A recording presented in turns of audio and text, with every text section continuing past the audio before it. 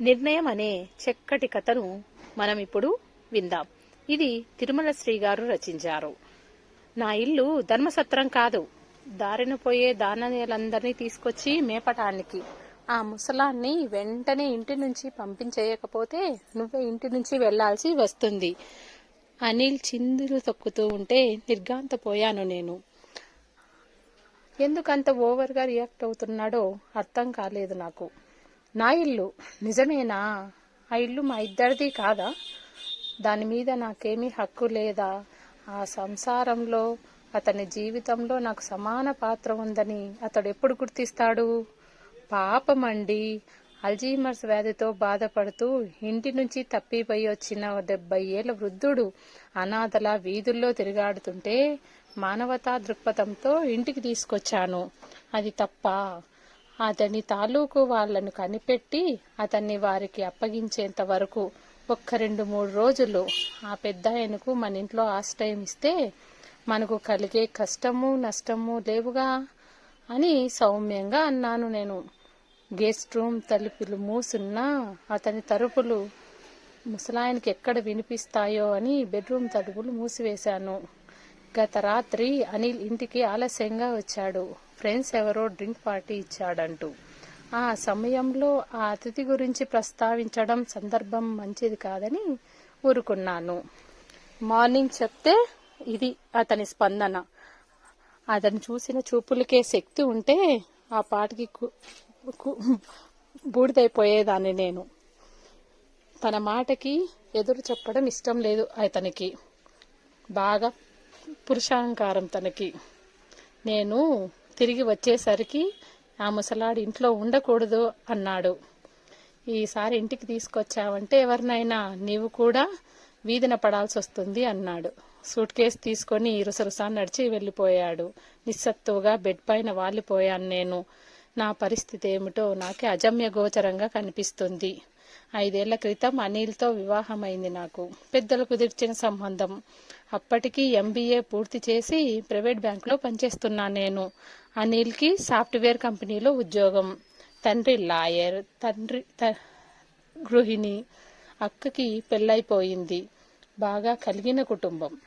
అందుకే వాళ్ళు కడిగిన కట్నం ఇచ్చి పంపించారు మా వాళ్ళు. నాకు ఓ చెల్లెలు ఉంది. నాకంటే 3 ఏళ్లు చిన్నది. మా అత్తవారింట్లో మగవాళ్లదే పైచేయి. ప్రతి విషయంలో పురుషాధిక్యత స్పష్టంగా కనిపిస్తుంది.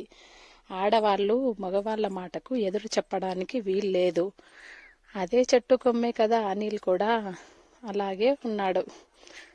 అత్తింట్లో అడుగుపెట్టిన వారానికే ఆ పరిస్థితి అర్థమైంది నాకు. భార్య ఉద్యోగం చేయడం అవమానంగా భావించే తత్వం అనిల్ది. అయితే పెళ్లికి ముందే ఉద్యోగం చేయడం పట్ల నాకు గల మక్కువను గుర్తించి ఎటూ చెప్పలేక మౌనంగా ఉండిపోయాడు. సందు దొరికినప్పుడల్లా నా ఉద్యోగం మీద సెటైర్ వేస్తూ ఉంటాడు.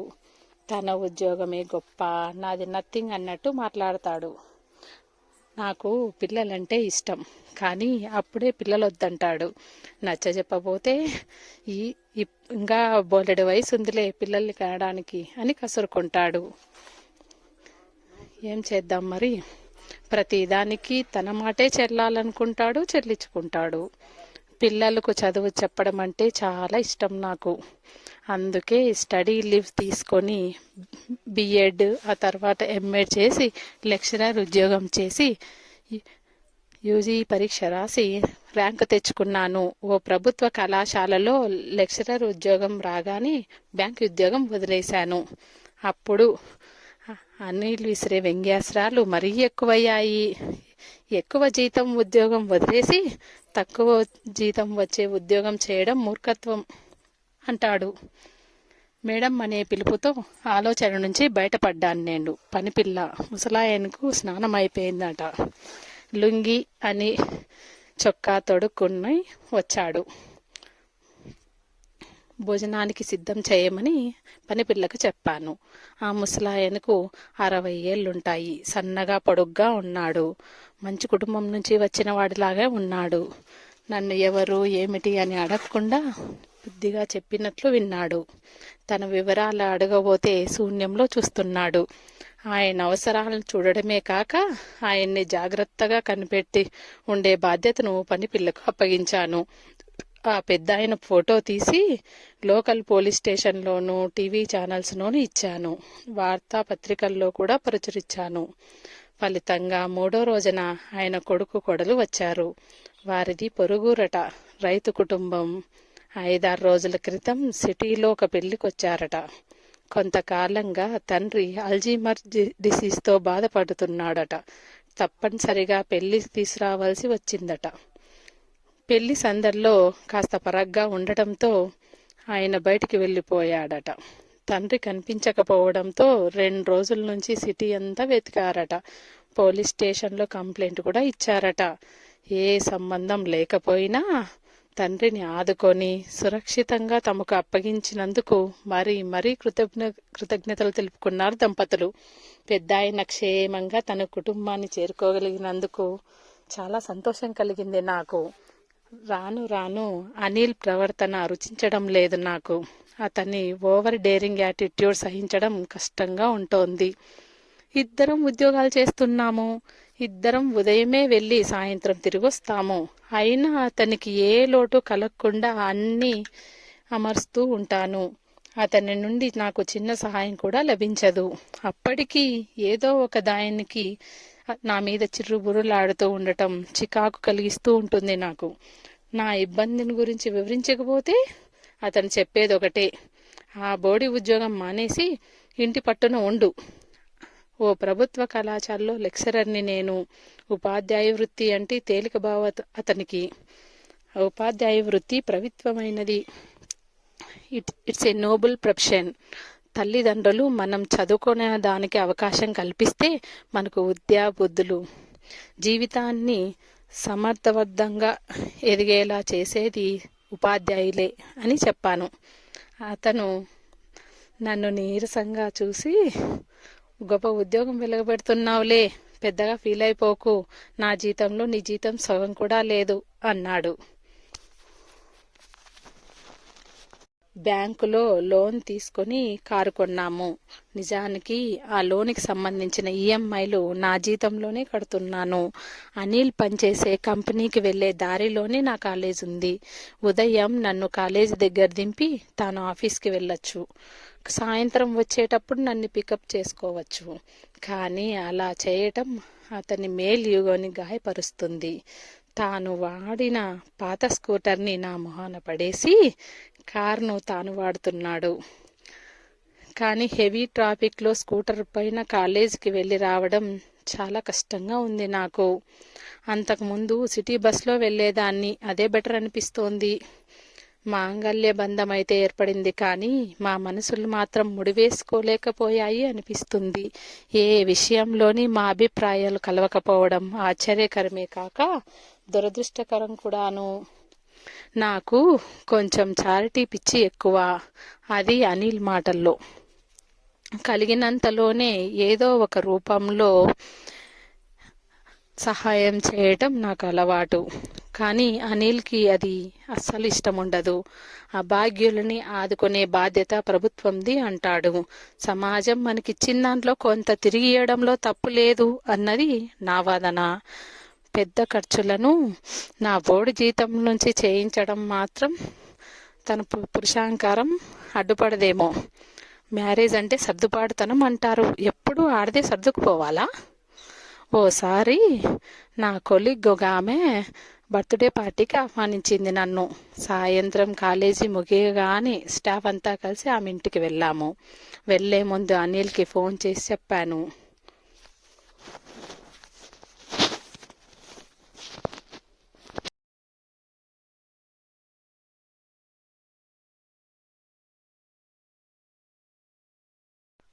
ఆ వేల్టికి అతన్ని డిన్నర్ హోటల్లో తినేయమని చెప్పాను. సమాధానం చెప్పకుండా ఫోన్ కట్ చేశాను.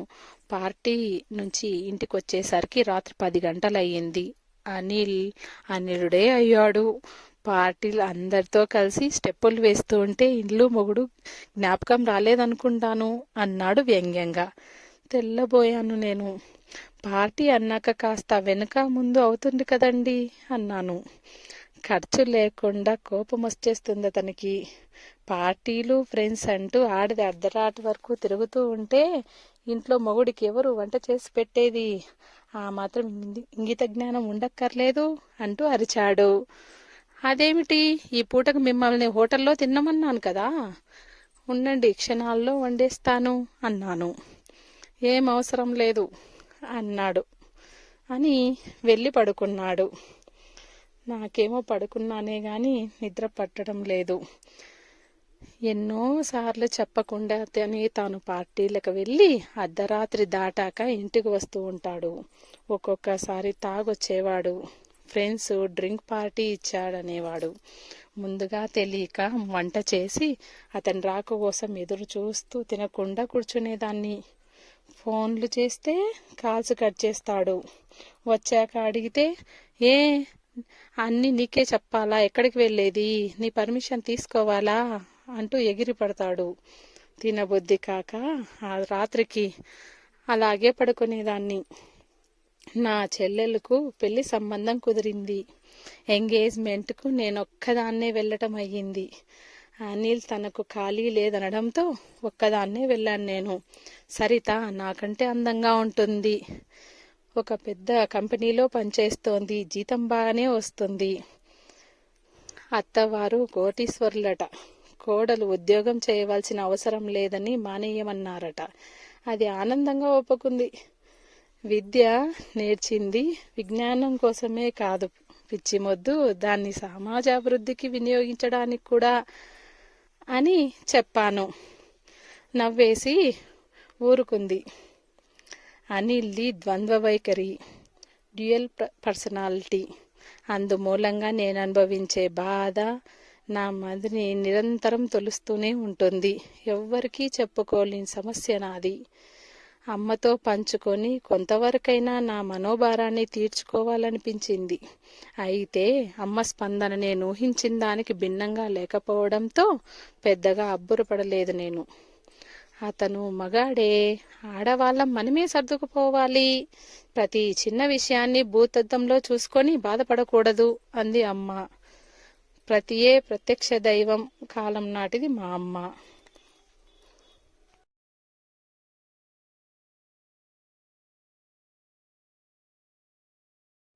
ఒక రోజున అనిల్ హఠాత్తుగా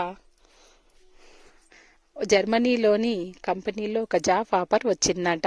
జీతం ఇక్కడికంటే 2 ఎక్కువట. వెంటనే ఓకే చేశాడట. విదేశాలకు వెళ్ళాలని అతన్ని ప్రయత్నిస్తున్నట్టు నాకెప్పుడూ చెప్పలేదు అతను.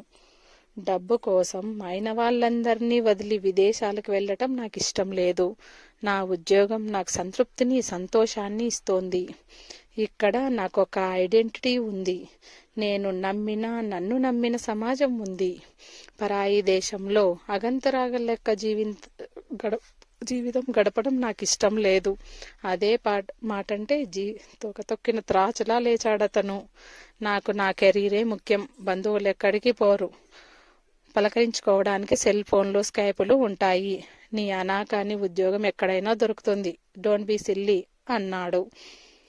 ఆల్రెడీ ఆఫీస్లో 1 మంత్ నోటీస్ ఇచ్చేశాను. నెక్స్ట్ మంతే మన ప్రయాణం అని చెప్పేశాడు.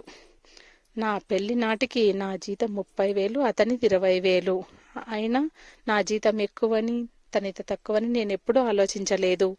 అతనికి ప్రస్తుతం పనిచేస్తున్న సంస్థలో 80,000 రూపాయల జీతం రావడంతో అతనితో పాటి వచ్చేశాను నేను. తర్వాత ఇక్కడికి వచ్చాక నాకు లెక్చరర్ జాబ్ అన్న, టీచింగ్ చేయడం అన్న చాలా ఇష్టం.